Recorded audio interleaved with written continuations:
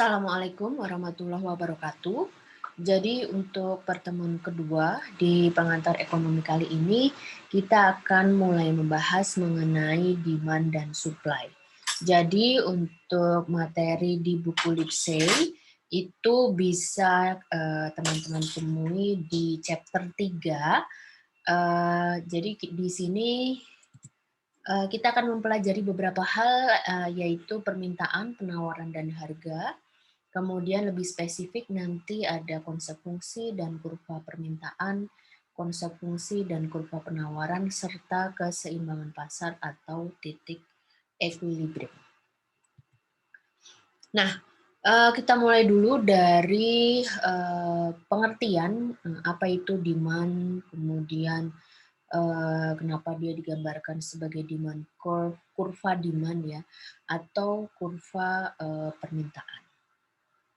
Nah, jadi di sini yang dimaksud dengan kurva demand itu nanti adalah kurva yang menggambarkan hubungan antara harga produk atau harga komoditi dengan jumlah dari komoditi tersebut. Jadi di sini ada dua komponen, yaitu ada harga sama jumlah, price and quantity. Kemudian tentang apa? Tentang produk yang konsumen tersebut ingin beli pada periode tertentu. Jadi kurva demand adalah kurva permintaan yang menggambarkan hubungan antara harga dan jumlah dari komoditi yang ingin konsumen beli selama atau pada periode tertentu.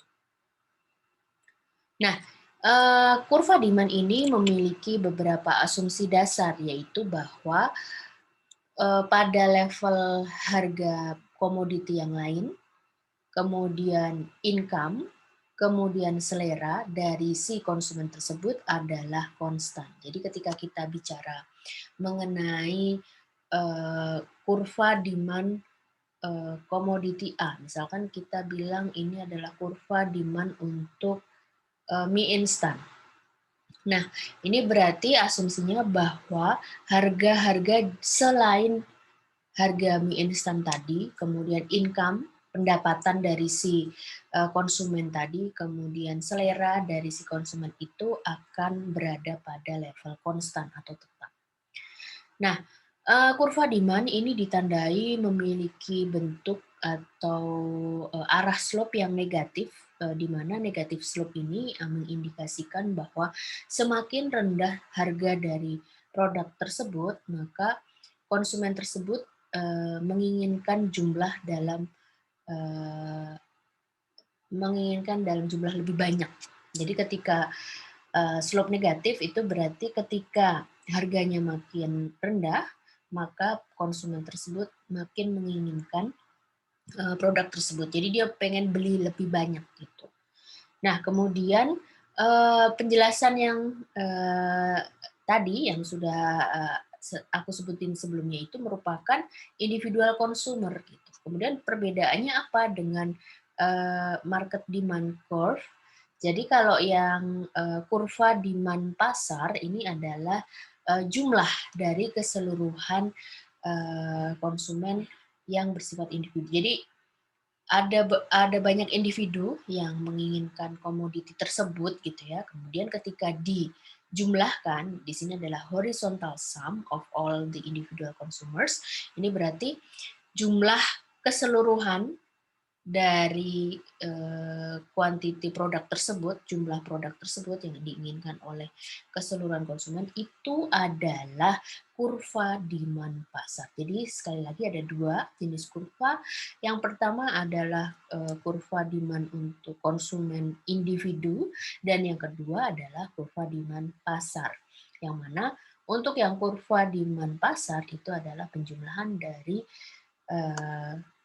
keseluruhan demand individu. Nah, selain dari asumsi-asumsi tadi, yang harga komoditas lain, kemudian taste, pendapatan gitu ya, konsumen yang berada pada level konstan, ini pada saat mempelajari teori demand ini atau teori permintaan ini, itu juga berlaku bahwa semua agen yang berperan di dalam pasar, jadi di sini konsumen gitu ya. Nah ini diasumsikan merupakan individu dewasa yang sudah mendapatkan income. Jadi di sini dia punya pendapatan, makanya dia bisa beli gitu ya. Jadi dia adalah individu dewasa yang berpenghasilan. Kemudian penghasilannya tadi itu akan digunakan untuk membeli barang dan jasa.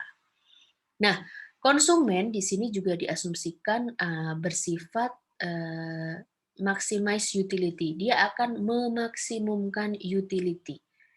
Kemudian pada saat dia memaksimumkan utility atau di sini maksimum utility berarti ingin mendapatkan tingkat kepuasan yang sebesar-besarnya dari barang dan jasa yang ia konsumsi, gitu ya. Nah, jadi di sini dia ingin mendapatkan tingkat kepuasan yang paling maksimum, tetapi di sini dia memiliki batasan pada sumber daya yang dia miliki. Di sini sumber dayanya adalah pendapatan gitu. Jadi dia memiliki pendapatan terbatas, tetapi dia ingin memaksimumkan tingkat kepuasan dari barang dan jasa yang ingin dia peroleh gitu. Nah, jumlah produk atau jumlah komoditi ya, jadi produk sama dengan komoditi, komoditas gitu ya, jumlah produk yang konsumen ingin beli itu adalah disebut sebagai jumlah demand, quantity demand. Nah, ada 2 hal penting yang terkait dengan jumlah demand ini. Yang pertama adalah ketika kita bicara kurva demand, kemudian jumlah demand di sini lebih spesifiknya, maka yang dimaksud dengan jumlah demand ini adalah jumlah atau produk yang diinginkan, jumlah produk yang diinginkan. Jadi jumlah produk yang ingin konsumen beli. Jadi bukan jumlah produk yang konsumen sebenarnya beli dan dapatkan. Jadi di sini ingin dibeli pun ini adalah konsep penting dari quantity demand atau jumlah demand ini, jumlah permintaan. Jadi tidak merupakan jumlah yang sudah benar-benar dibeli gitu ya. Jadi sudah ada transisi enggak, tapi ini adalah jumlah yang ingin dia beli, ingin konsumen beli gitu. Nah, kemudian poin penting yang kedua yang terkait dengan jumlah demand atau quantity demand ini, bahwa jumlah demand ini merupakan flow atau aliran. Jadi di sini maksudnya bahwa yang dimaksud dengan jumlah demand itu harus jumlah permintaan tadi itu jumlah permintaan produk tertentu tadi itu harus dapat diekspresikan dengan jumlah per periode tertentu. Nah, periode tertentunya itu bisa macam-macam tergantung dengan definisi datanya gitu ya. Tapi di sini maksudnya dia merupakan aliran, jadi tidak dalam satu titik tertentu, tapi di sini dia memiliki definisi yang lebih fleksibel gitu ya, jumlah yang diinginkan dalam satu satuan waktu. Misalkan untuk yang tentang mie instan tadi, demand-nya adalah misalkan 4 lusin selama 1 minggu atau 4 lusin selama 1 bulan. Jadi bisa diekspresikan dalam satuan jumlah, kemudian dalam periode tertentu. Nah, ini contohnya adalah bagaimana kita bisa mendapatkan data mengenai permintaan, kemudian bagaimana kita bisa menggambarkan angka-angka yang merupakan permintaan produk tadi ke dalam kurva permintaan. Jadi di sini di sebelah kiri ini adalah tabel yang menyatakan bahwa ini misalkan tabel permintaan untuk alis, jadi namanya si konsumen ini namanya alis. Kemudian ini permintaan telur gitu. Jadi di sini misalkan kita beri beri identitas gitu ya untuk masing-masing titik atau masing-masing permintaan tadi dengan abjad A, B, C, D, E, dan seterusnya. Kemudian di kolom yang kedua ini adalah harga. Harganya adalah pounds per lusin. Nah, ini kenapa lusin gitu ya? Ini karena ini mengikuti slide yang dari bukunya Lipsey. Kemudian kalau di Indonesia kan telur itu dijual dalam bentuk per kilo gitu ya, per kilo. Kemudian jadi orang mau beli telur itu biasanya ditimbang dulu gitu ya. Kemudian atau selain ditimbang itu dalam bentuk peti gitu ya. Tapi peti pun juga biasanya sudah punya ukuran tertentu kira-kira dia sebenarnya berapa kilo gitu. Nah, kalau di sini di ilustrasinya bahwa telur itu dijualnya itu adalah per lusin gitu. Jadi di Eropa, di UK ya di sini pakai pounds, itu dia jual telurnya itu adalah per lusin gitu. Jadi per lusin karena di tempat jual telur itu di supermarket gitu ya. Telur itu ditata dalam tempat telur yang isinya itu dalam satuan lusin atau setengah lusin. Jadi 6 atau 12. Kemudian biasanya sudah disortir berdasarkan ukuran. Jadi ada size S, M, L, XL gitu ya. Jadi yang menunjukkan perbedaan ukuran dan harga. Jadi untuk telur yang XL gitu ya, tentunya harganya lebih mahal daripada yang size S gitu. Nah, jadi di sini ini adalah harganya. Kemudian kita bisa lihat di kolom paling kanan ini adalah quantity demand atau jumlah permintaan yang dalam satuan lusin per bulan. Jadi selama 1 bulan untuk yang di titik A itu di baris A ini si Alis ini memiliki jumlah permintaan untuk telur itu adalah 7 lusin per bulan pada level harga setengah pounds. Kemudian di titik atau di baris B, baris yang kedua ini, demand-nya adalah 5 lusin per bulan pada saat harganya naik. Sekarang menjadi 1 pounds. Nah, ketika digambarkan ke dalam kurva, jadi titik-titik tadi, nah ini adalah kurvanya ya. Jadi ada sumbu X, sumbu Y, tapi untuk keseragaman itu biasanya quantity itu akan digambarkan sebagai sumbu X, kemudian price atau harga itu digambarkan sebagai sumbu Y. Kemudian titik-titik tadi dipindahkan gitu ya. 0,5 dan 7, 0,5 dan 7 gini, terus yang ini 5 dan 1 dan seterusnya. Jadi titik-titik tadi, titik-titik yang di sini, yang di kurva ini adalah menggambarkan abjad pada baris-baris yang berkesesuaian untuk permintaan telur oleh si Alis dalam 1 bulan. Nah, di sini kita bisa lihat bahwa ini adalah bentuk slope yang negatif yang turun gitu ya, turun. Kemudian di sini juga menunjukkan bahwa ketika harganya tinggi, nih pada titik F, ini kan pada titik yang paling tinggi, titik yang harganya paling tinggi yaitu 3 pounds, si Alis itu demand-nya hanya 1 lusin saja. Nah, tetapi ketika harga telur itu dia jadi setengah pounds per lusin, maka si Alis itu memiliki permintaan telurnya sekarang adalah 7 lusin. Jadi ketika harganya meningkat, maka ketika harganya itu makin murah gitu ya, maka jumlah demand-nya, jumlah permintaannya akan semakin besar. Ini adalah yang tadi saya jelaskan pada gambar tersebut, nanti bisa dibaca kembali, tapi sepertinya udah jelas ya, udah secara ringkas tadi saya jelaskan langsung pada grafiknya. Yang ini juga. Nah, kemudian bagaimana hubungan, sebentar.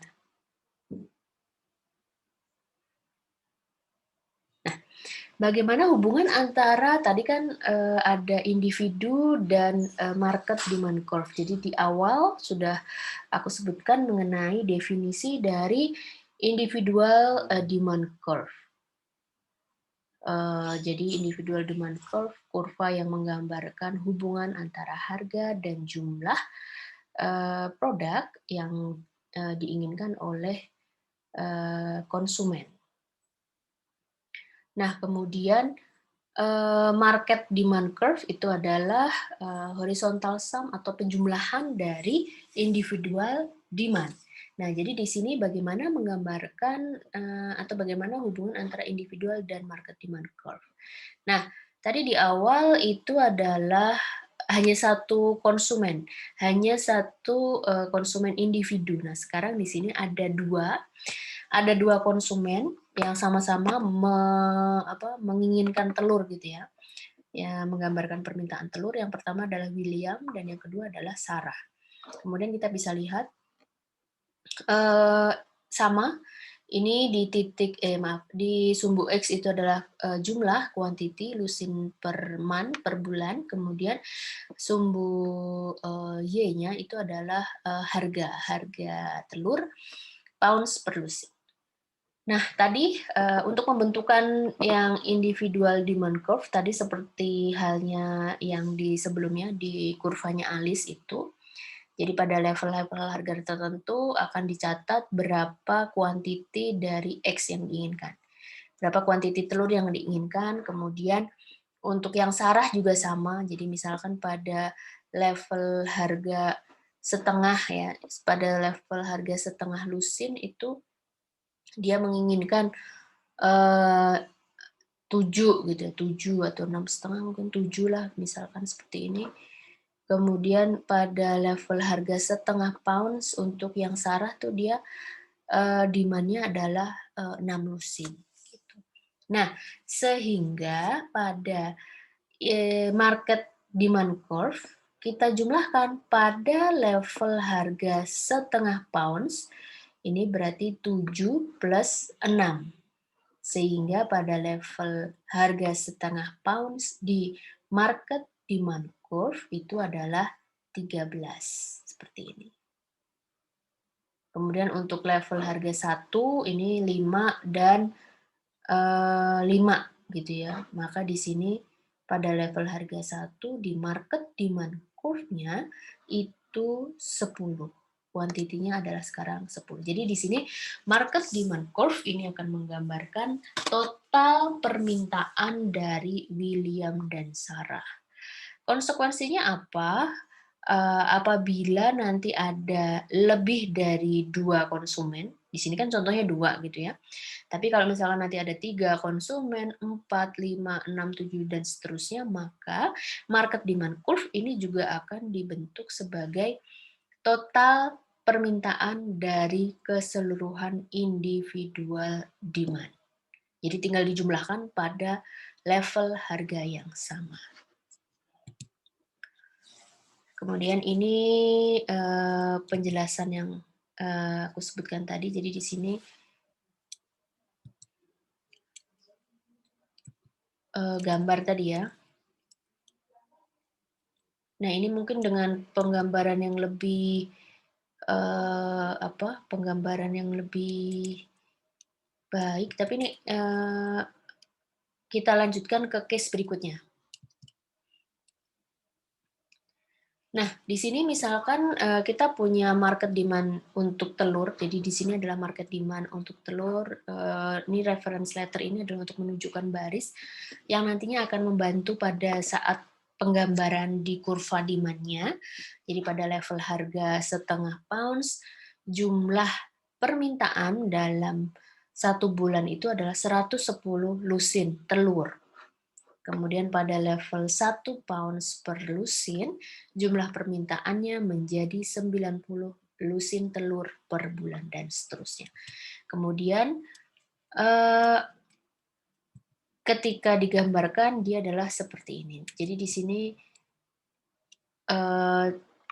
sini aku bacakan saja keterangannya bahwa jumlah yang diinginkan oleh atau jumlah permintaan yang diinginkan oleh si konsumen tadi di dalam market demand itu bersifat ceteris paribus. Jadi pada kondisi di luar yang tadi aku sebutkan di asumsi yang depan itu, di harga produk lain itu tetap dan sebagainya, itu adalah kondisi ceteris paribus. Jadi ketika digambarkan market demand curve-nya adalah seperti ini, titik-titiknya sama seperti pada waktu membuat individual demand curve. Nah, di sini pada market demand curve ini dia juga memiliki negative slope. Jadi negative slope yang berarti bahwa ketika harganya itu semakin rendah, pada semakin rendah ini, maka jumlah permintaannya makin besar. Tapi ketika harganya semakin mahal, jumlah permintaannya itu adalah semakin kecil. Sehingga kita bisa lihat bahwa untuk atau antara individual demand curve dan market demand curve ini juga memiliki sifat-sifat yang sama. Sama-sama memiliki negative slope.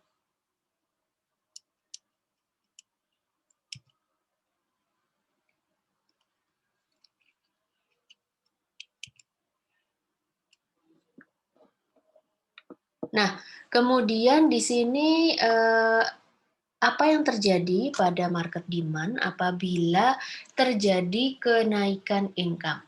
Kalau tadi di awal itu adalah satu kurva permintaan yang terjadi, jadi hanya satu kurva di gambar ini kan cuma ada satu ya kan, ada satu market demand saja. Nah, tetapi di sini apa yang terjadi apabila terjadi kenaikan income? Nah, teman-teman harus ingat bahwa sifat-sifat dari kurva demand tadi, salah satu asumsinya adalah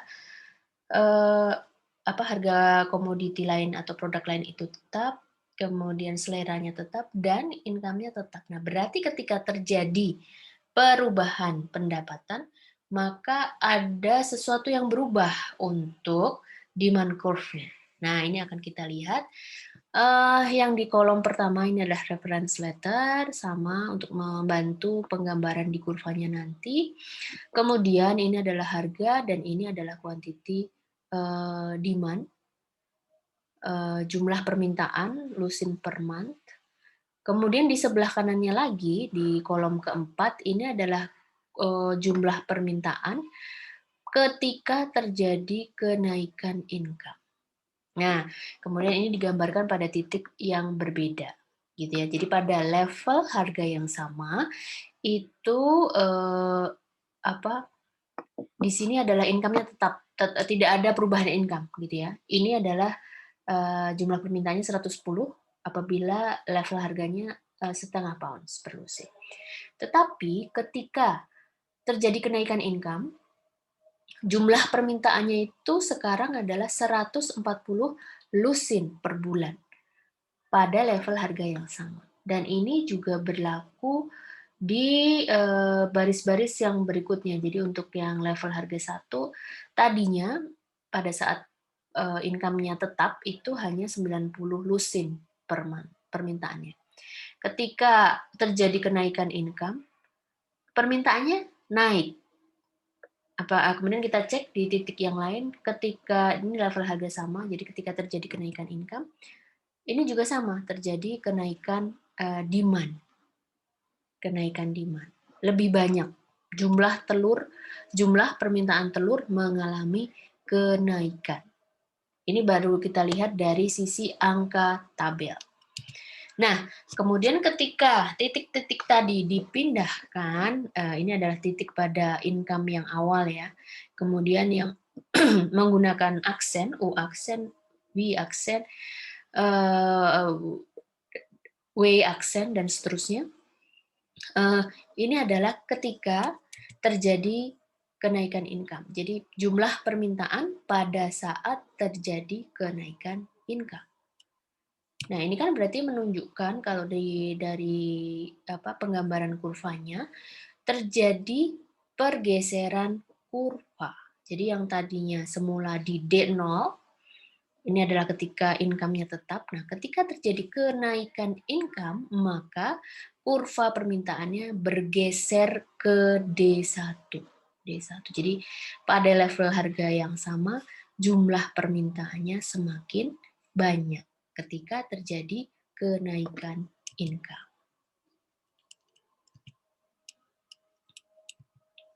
Nah, sehingga bisa digambarkan di sini bahwa ini yang tadi diilustrasikan dengan permintaan telur tadi, ini adalah yang disebut sebagai pergeseran kurva permintaan atau shift in demand curve. Terjadi pergeseran ke kanan, berarti jumlah permintaan ini mengalami kenaikan. Yang perlu teman-teman perhatikan berarti di sini kan kurvanya tuh seluruh titiknya itu bergeser ke kanan gitu ya. Jadi satu kurva ini bergeser ke kanan.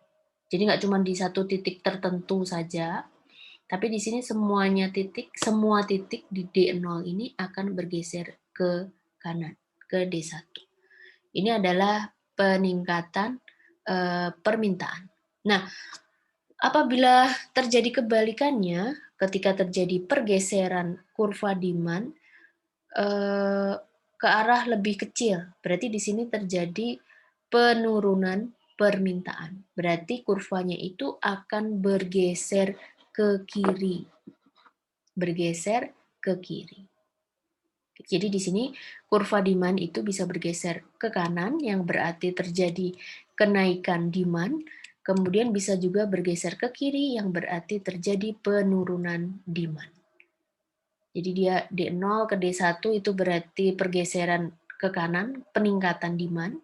Kemudian D0 ke D2 ini adalah penurunan demand. Penurunan permintaan. Nah, jadi di sini menunjukkan bahwa ini pergeseran kurva ke kanan, pergeseran kurva permintaan ke kanan itu menunjukkan bahwa semakin banyak jumlah permintaannya. Ya, kemudian ketika terjadi pergeseran kurva demand ke kiri, ini berarti terjadi penurunan jumlah permintaannya.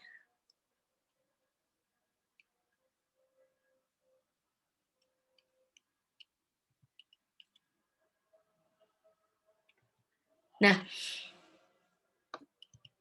di sini berarti yang perlu diperhatikan tadi sekali lagi bahwa ketika dibilang atau ketika istilah pergeseran demand itu disebutkan, itu berarti pergeseran demand itu mengacu kepada pergeseran seperti ini. Pergeseran demand ke kanan atau ke kiri. Jumlah permintaannya akan meningkat atau menurun gitu ya. Nah, jadi di sini ketika terjadi perubahan demand, ini mengacu kepada pergeseran kurva demand tadi. Jadi pergeseran kurva demand yang berarti bahwa terjadi pergeseran kurva secara keseluruhan. Jadi tidak hanya di satu titik, tetapi keseluruhan kurva ini akan bergeser ke kanan.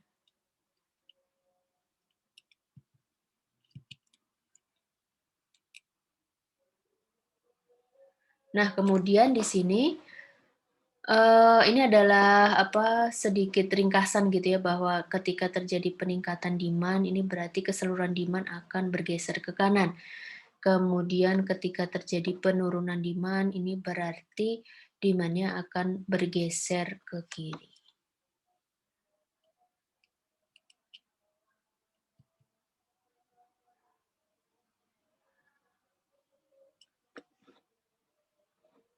Nah, kemudian kalau diperhatikan tadi pergeseran pergeseran demand gitu ya, pergeseran demand, shift in demand itu kan berarti demand-nya itu yang bergeser ke kanan atau ke kiri. Keseluruhan kurva gitu. Tapi kalau teman-teman perhatikan, ini sebenarnya mulai dari ini ketika kita bicara satu kurva tunggal ini kan sebenarnya dia juga jumlah permintaan itu juga mengalami kenaikan atau penurunan. Jadi kita bisa bilang seperti itu. Contohnya, kalau misalkan harganya itu di level 1,5 pounds per lusin untuk harga telur, kita kembali ke telur tadi, ke produk telur. Kemudian terjadi penurunan harga. terjadi penurunan harga ke 1 pounds per lusin, maka jumlah permintaan itu akan bertambah, ya kan? Kemudian kalau misalkan tadi dari 1,5, sekarang harganya menjadi 2 pounds. Nah, teman-teman lihat di sini bahwa terjadi apa? Ini ya, teman-teman lihat di sini kuantitinya tadinya di titik ini ke titik ini semakin sedikit, mengalami penurunan demand. Jadi ketika di sini ini berarti juga sebenarnya terjadi pergerakan kan. Jadi di dalam satu kurva demand itu juga terjadi pergerakan naik turun. Jadi ketika harganya turun, jumlah demand-nya, jumlah permintaannya akan semakin besar. Kemudian ketika harganya naik, maka jumlah permintaannya akan mengalami penurunan. Nah, ini yang akan dibuat berbeda dengan yang pergeseran kurva ini, gitu. Ini yang dimaksud pada slide di sini. Jadi ini pergerakan naik dan turun titik-titik dalam satu kurva. Jadi di sini ada kenaikan atau penurunan dalam satu kurva. Jadi di sini disebutkan bahwa perubahan dalam satu kurva tadi itu disebutnya sebagai change in the quantity demand, perubahan dalam jumlah permintaan. Kalau yang bergeser ke keseluruhan, bergeser ke kanan atau ke kiri, yang ini, nah ini adalah shift in demand, pergeseran. Nah, tapi kalau yang dalam satu kurva dia berubah-ubah, naik turun gitu ya, ketika harganya turun, jumlah permintaannya bertambah, itu adalah change in quantity demand, perubahan. Yang ini adalah pergeseran. Oke. Sampai mana tadi? Nah, ada beberapa faktor yang bisa menyebabkan pergeseran kurva. Nah, ini berarti ada beberapa faktor yang menyebabkan pergeseran kurva. Di ilustrasi yang tadi, di ilustrasi yang ini, yang ada 2 kurva ini dia terjadi pergeseran kurva dari titik U ke U aksen, V ke V aksen, adalah karena terjadi perubahan atau kenaikan income. Jadi, pergeseran kurva terjadi karena perubahan income.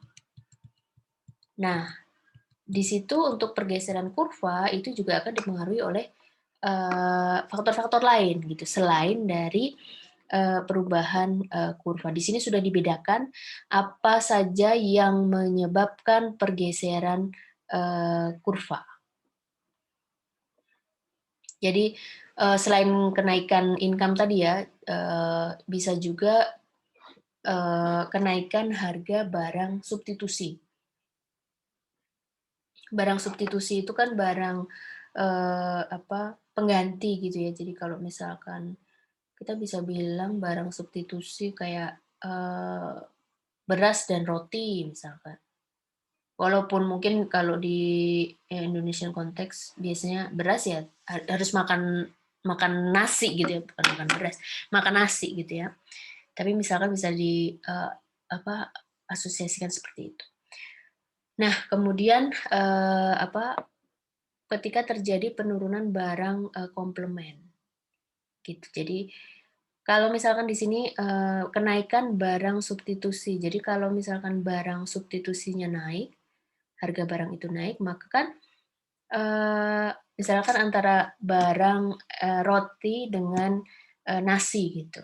Misalkan ini adalah 2 barang yang saling bersubstitusi. Ketika harga roti naik, maka kan orang yang membeli roti itu akan akan beralih gitu ya, atau berarti sekarang saatnya untuk beli nasi karena harganya kan naik untuk yang roti kan. Ketika harga naik, demand-nya akan turun, jumlah permintaan roti itu akan turun.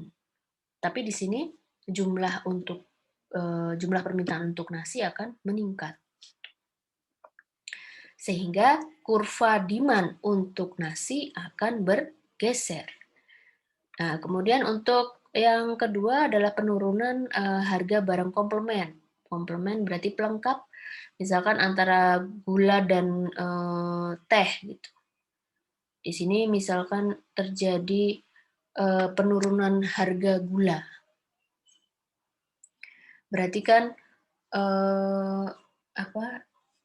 makin banyak gitu ya yang menginginkan barang tersebut, gulanya itu jumlah permintaan gulanya itu akan bertambah. Nah, barang untuk komplemennya, pelengkap gulanya tadi itu juga akan jumlah permintaannya akan meningkat pula. Kemudian untuk rise in income ini tadi sudah digambarkan, kalau misalkan terjadi peningkatan pendapatan, orang akan membeli lebih banyak. Sehingga kurva demand-nya akan bergeser ke kanan. Terjadi kenaikan demand. Kemudian terjadi proses redistribusi income ke orang-orang yang menyukai produk tersebut. Jadi di sini ada redistribusi income. Terjadi orang-orang yang menyukai produk tersebut itu tuh yang mengalami kenaikan income gitu. Jadi komoditi atau produk tersebut akan makin banyak dibeli karena dia efeknya hampir sama seperti di kenaikan income tadi. Kemudian perubahan selera yang dia lebih memilih pada komoditi tersebut. Jadi yang suka dengan produk tersebut makin banyak, maka berarti di sini terjadi pergeseran atau peningkatan demand. Kayak misalkan di sini yang bisa diilustrasikan kayak makanan atau minuman viral gitu ya. Ketika makanan atau minuman viral itu banyak orang lihat gitu ya. Kayak contohnya dulu misalkan minuman mungkin apa sih sekarang atau makanan apa? Ayam geprek gitu misalkan. Banyak selebgram, influencer, artis yang punya atau dia punya produk jualan ayam geprek, punya restoran ayam geprek. Nah, kemudian orang-orang lihat, nah terus makin banyak orang yang jadi suka gitu, suka ayam geprek sehingga kurva demand atau jumlah permintaan untuk si ayam geprek ini akan meningkat. Terjadi pergeseran kurva ke kanan, kurva permintaan untuk ayam geprek ini ke kanan. Nah, untuk kebalikannya ini berarti lawannya gitu ya. Ini berarti terjadi penurunan demand, kurva permintaannya ini akan bergeser ke kiri. Jadi penurunan harga barang substitusi, kenaikan harga barang komplementer, penurunan income, kemudian terjadi redistribusi income yang menjauh dari kelompok yang menyukai produk tersebut. Jadi kelompok yang menyukai produk itu tidak mengalami kenaikan income gitu sehingga dia atau mengalami penurunan income sehingga kurva permintaan produk tersebut akan bergeser ke kiri. Atau yang untuk kasus ayam geprek ini terus udah jenuh gitu ya, udah bosen, kepedesan gitu ya, orang udah bosen sakit perut misalnya, terus ada makanan viral yang lain, misalkan apa ya, mungkin yang makanan, itu yang di startup, corn dog gitu. Jadi sekarang, lebih ke arah ke Korea-Koreaan misalkan. Jadi sekarang karena terjadi perubahan selera tadi, maka kurva demand itu akan bergeser ke kiri atau terjadi penurunan demand. Nah, kemudian bagaimana hubungan antara permintaan dan harga? Jadi bagaimana hubungan antara dua konsep ini? Bagaimana konsep pembentukan harga, gitu ya, ketika diketahui kurva demand. Nah, jadi di sini secara hipotesis yang merupakan dasar-dasar dari ekonomi bahwa untuk harga produk yang makin rendah, maka jumlah quantity atau jumlah permintaan barang tersebut akan semakin besar. Dengan kondisi yang lain itu bersifat konstan. Jadi yang kondisi yang lain itu maksudnya harga produk yang lain, income, kemudian selera itu akan bersifat tetap. Jadi ini adalah eh, apa hipotesis dasar dari ekonomi bahwa semakin rendah harga maka kuantiti yang diinginkan atau ya kuantiti jumlah permintaan itu akan meningkat. Itu adalah demand dan harga. Nah, bagaimana dengan sisi supply atau sisi penawaran? Tadi dari sisi demand atau permintaan, sekarang dari sisi penawaran, supply. Nah, di sini yang disebut sebagai suppliers, siapa yang menyediakan barang tersebut, itu adalah firms atau perusahaan. Jadi, perusahaan tersebut akan memproduksi barang dan jasa yang konsumen inginkan. Jadi si perusahaan-perusahaan tadi akan menghasilkan barang dan jasa yang konsumen-konsumen itu ingin beli. Nah, di sini ada beberapa atribut supaya kita bisa membangun konsep mengenai supply atau penawaran ini. Yang pertama bahwa setiap perusahaan itu diasumsikan bisa membuat keputusan yang konsisten. Jadi walaupun perusahaan itu kan terdiri atas banyak orang, banyak individu kan, dari mulai pimpinan perusahaan, misalkan CEO, ada manajer, ada staff gitu ya. Tapi di sini diasumsikan bahwa keseluruhan individu, keseluruhan agen yang berperan di perusahaan tersebut itu akan bisa membuat keputusan yang konsisten. Jadi antara CEO, manajer, staff itu dianggap memiliki keputusan yang inline, yang satu gitu ya, yang satu keputusan. Kemudian jadi kayak seolah-olah satu perusahaan tersebut adalah satu individu tunggal sebagai pembuat keputusan. Kemudian yang kedua, perusahaan-perusahaan ini akan membayar pekerja gitu ya, membayar pekerja, kemudian berinvestasi, dia punya barang modal, kemudian memiliki entrepreneurial talent gitu ya, punya keahlian untuk memanage perusahaan untuk bisa memproduksi barang dan jasa yang konsumen ingin beli. Kemudian yang ketiga, perusahaan tersebut diasumsikan membuat keputusannya itu dengan satu tujuan, yaitu membuat keuntungan sebesar-besarnya. Nah, di demand ada quantity demand atau jumlah permintaan. Nah, di supply itu ada quantity supplied atau jumlah penawaran. Kemudian di sini supply ini juga bersifat flow atau aliran gitu ya. Jadi di sini bisa dinyatakan dalam jumlah satuan tertentu dalam satu periode waktu tertentu.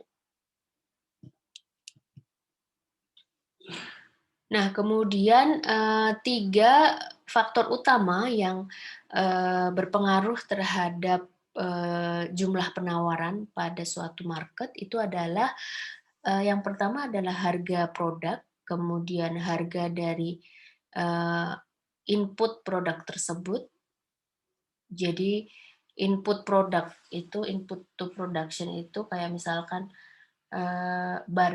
produknya itu adalah baju. Nah, berarti kan inputnya itu ada benang gitu ya, atau mulai dari kain misalkan, terus ada penjahitnya gitu ya. kemudian ada petugas packingnya, ada petugas quality control, dan sebagainya. Itu adalah input untuk memproduksi produk tersebut. Jadi di situ kan ada harga kain untuk memproduksi baju, harga kain per roll misalkan. Kemudian untuk menjalankan mesin itu kan harga listrik. Nah, kemudian ada harga upah penjahit yang harus dibayarkan. Ini adalah harga dari input. Kemudian state of technology, teknologi yang digunakan. Jadi dia pakai teknologi seperti apa? Apakah yang teknologinya udah semuanya mesin gitu ya, jadi dijahit otomatis dengan mesin, yang tentu saja pada saat di awal-awal pembelian mesin yang seperti ini, yang fancy, canggih itu kan akan lebih mahal daripada yang teknologi yang masih sederhana.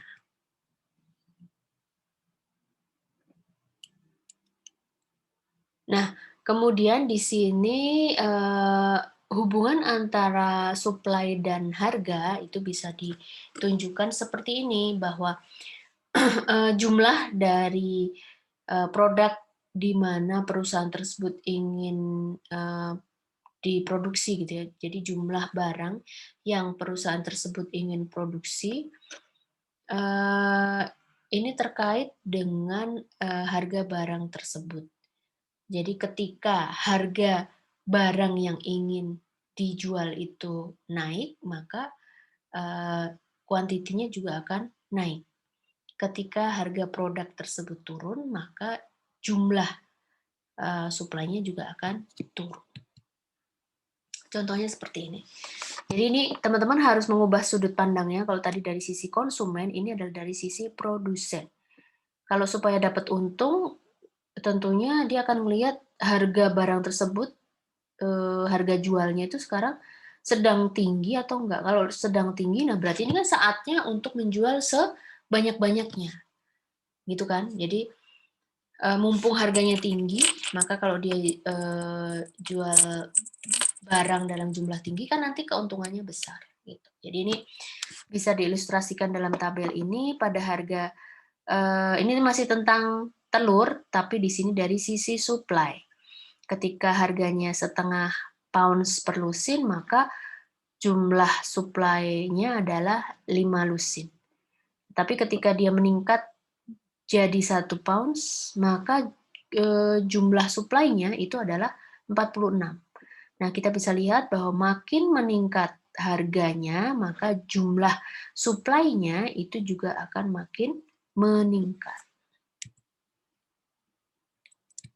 Kemudian angka-angka tadi dalam tabel tersebut itu dipindahkan ke dalam kurva. Jadi di sini kita bisa lihat bahwa bentuk kurva untuk supply, untuk penawaran adalah dia memiliki positif slope. Ketika harganya makin tinggi, maka jumlah supply-nya juga semakin besar. Ketika ini harganya pada level terendah pada setengah pounds, jumlah supply-nya paling kecil. Tapi ketika di sini pada posisi harga 3 pounds, maka jumlah supply-nya itu adalah paling besar. Nah, kemudian bagaimana apabila terjadi atau bagaimana ilustrasi ketika terjadi perubahan struktur pasar gitu ya. Jadi di sini ketika ada di kolom yang pertama, kedua dan ketiga ini adalah kondisi awal. Jadi pada harga setengah pounds ini adalah jumlah supply awal. Kemudian di sini terjadi peningkatan supply jadi 28 ya. Kemudian titiknya jadi U aksen. Kemudian di sini pada level harga 1 pounds jumlah supply awalnya 46. Kemudian pada jumlah supply baru itu adalah 76. Jadi di sini maksudnya akan ada perubahan jumlah supply.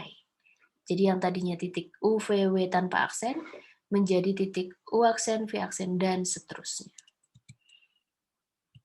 Nah, jadi di sini ini adalah yang awal, jumlah suplai awal tadi. Nah, kemudian terjadi perubahan jumlah suplai.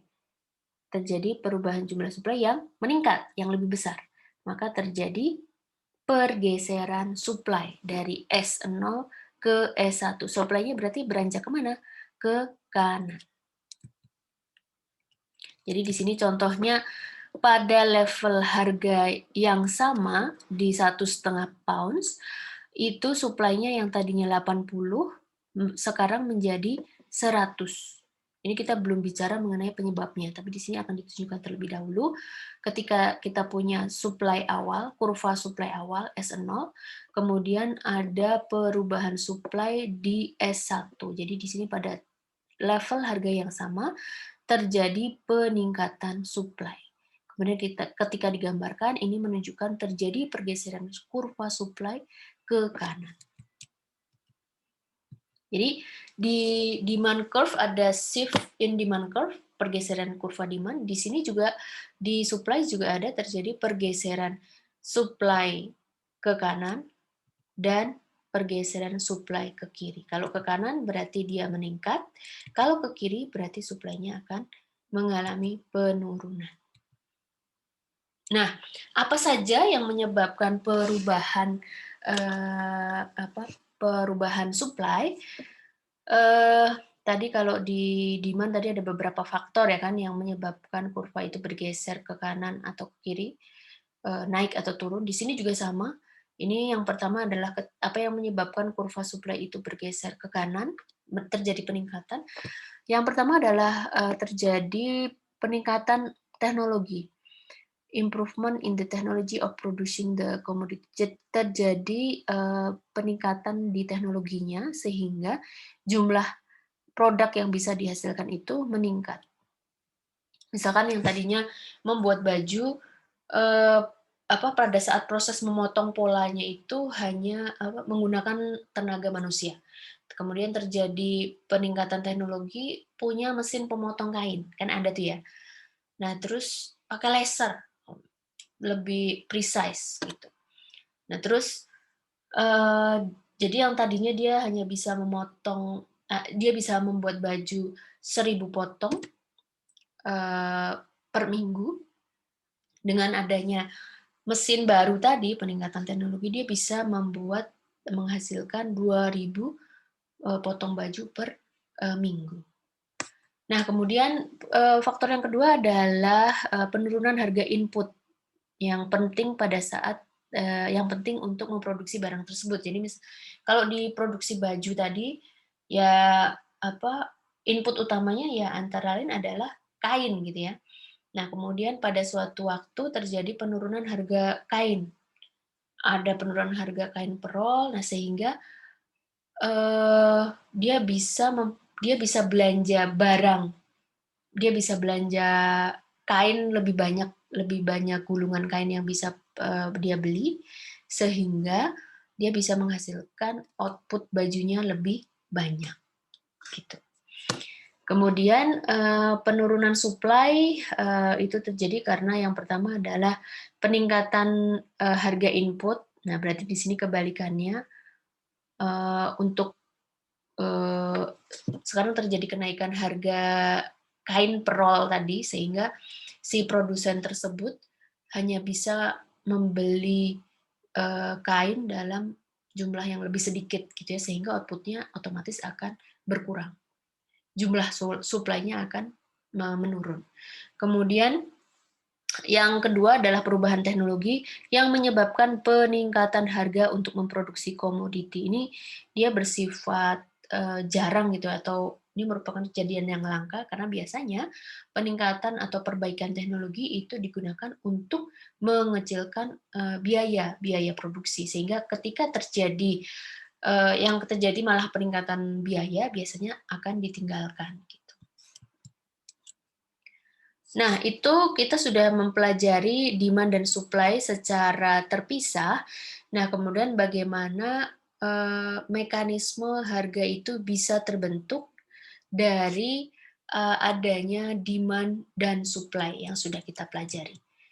Nah, Sebelum kita ke sana, kita masuk dulu ke konsep pasar atau market. Jadi di sini yang dimaksud dengan pasar itu adalah area di mana terjadi pertemuan antara pembeli dan penjual. Jadi di sini pembeli dan penjual di sini disebutkan bernegosiasi untuk membeli, transaksi ini adalah untuk jual beli gitu ya. Di sini disebutkan pertukaran karena di masa lampau itu kan ada pasar di mana tidak pakai uang sebagai alat jual beli, tapi pasar barter itu ya, yang mungkin kalau di Indonesia masih ada tapi hanya di daerah-daerah tertentu saja gitu. Dan itu biasanya hanya terjadi di waktu-waktu tertentu, bukan yang pasar reguler gitu ya. Nah, jadi di sini intinya adalah tempat pertemuan antara penjual dan pembeli. Kalau di dalam konteks yang lebih modern, seperti saat ini, penjual dan pembeli itu kan nggak mesti harus bertatap muka atau bertemu langsung. Kayak misalkan di online shopping, di tempat-tempat tempat-tempat penjualan, teman-teman pakai belanja di Shopee, di Tokopedia, Lazada, itu kan itu sebenarnya juga merupakan pasar, tetapi dengan konsep yang lebih modern di mana penjual dan pembeli itu tidak harus bertemu langsung, tidak harus bertemu muka, bertemu fisik gitu ya. Tapi di situ ada penjual yang menawarkan barang, kemudian ketika si konsumen itu mau beli, maka dia akan login, akan masuk ke ke aplikasi tersebut, kemudian dia akan nyari barang. Kemudian ngelihat harga, cocok dibeli, dimasukkan ke ranjang, check out gitu ya, tapi kalau nggak cocok berarti dia akan cari lagi. Nah itu kan, eee, apa, masih merupakan, konsep pasar, tapi di sini, lebih, modern gitu.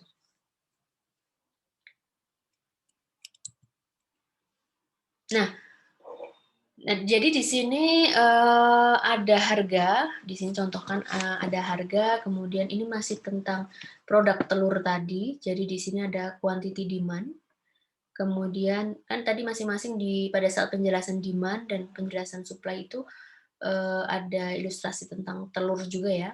Nah itu ketika dijadikan satu dalam satu tabel, ini adalah harga setengah pounds per lusin, pada level harga itu, pada level harga setengah ini, jumlah demand-nya itu berapa lusin? 110. Kemudian jumlah supply-nya itu berapa? 5. Nah, berarti di sini terjadi apa? Terjadi excess demand. Jadi terjadi kelebihan demand, excess demand, kelebihan demand, di mana demand-nya jauh lebih besar dari jumlah supply-nya. Berapa excess demand? Ya berarti tinggal dikurangi saja, 110 dikurangi 5. Quantity demand dikurangi quantity supply. Gitu. Dan ini berlaku untuk level harga yang berikutnya. Sampai pada suatu titik yang di 1,5 itu quantity demand sama dengan quantity supply, sehingga tidak terjadi excess demand. Karena di sini quantity demand minus quantity supply adalah 0. Kemudian untuk yang di harga 2 pounds itu quantity demand sudah lebih kecil dari quantity supply, sehingga excess demand-nya bernilai negatif. Quantity demand dikurangi quantity supply. Nah, sehingga ketika angka di tabel ini adalah untuk demand, ya kan? Ini akan dibuat kurva. Kemudian pada bidang yang sama itu juga akan digambarkan plot untuk kurva supply-nya. Jadi di sini ada kurva demand dan ada kurva supply. Ini akan menjadi seperti ini. Sehingga di titik di mana jumlah demand sama dengan jumlah supply, itu ada di titik harga 1,5 pada posisi quantity yang ini ya, 77,5. Jadi itu dinamakan titik di mana kurva demand dan kurva supply itu berpotongan, itu adalah titik equilibrium. Equilibrium. titik equilibrium, di mana di titik equilibrium itu excess demand-nya adalah sama dengan 0. Karena kan quantity demand sama dengan quantity supply.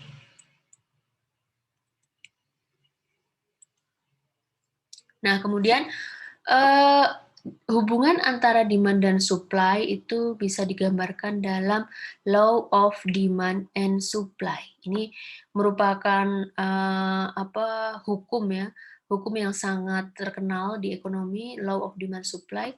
Di sini bisa dibedakan menjadi dua. Yang pertama adalah efek dari pergeseran demand curve, efek dari pergeseran kurva demand, dan yang kedua adalah efek dari pergeseran kurva supply. Misalkan kita punya kondisi awal, kita punya kurva supply S dan kurva demand D0, di mana perpotongannya ada di titik E0. Titik equilibriumnya ada di E0, di mana harganya adalah P0 dan Q0. Nah, kemudian terjadi pergeseran demand ke kanan. Ke kanan kan berarti terjadi peningkatan demand kan? Maka berarti di sini ketika terjadi perubahan demand, pergeseran demand ke kanan, maka yang terjadi adalah titik equilibriumnya juga berubah, yang semula dari E0 akan pindah ke E1. Yang mana di E1 ini berarti terjadi juga pergeseran jumlah dari Q0 ke Q1, jumlahnya semakin besar, kemudian harganya juga semakin mahal. Kemudian untuk yang kedua, efek dari pergeseran supply ini juga bisa ditunjukkan di sini. Di kondisi awal kita memiliki kurva demand D dan kurva supply S0. Kurva supply awal S0. Sehingga equilibriumnya ada di E0. Yang ditunjukkan dengan jumlahnya Q0 dan P0. Kemudian ketika terjadi pergeseran supply ke kanan, ini berarti terjadi peningkatan supply,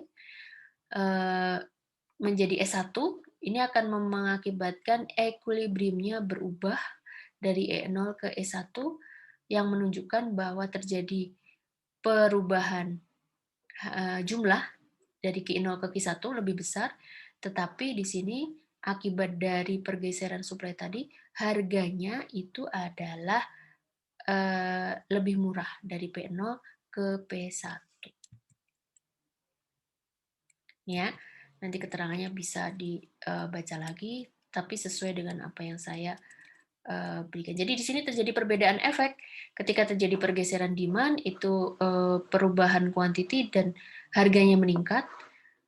Untuk yang pergeseran supply ke kanan, maka terjadi perubahan supply dan harganya itu menjadi lebih murah.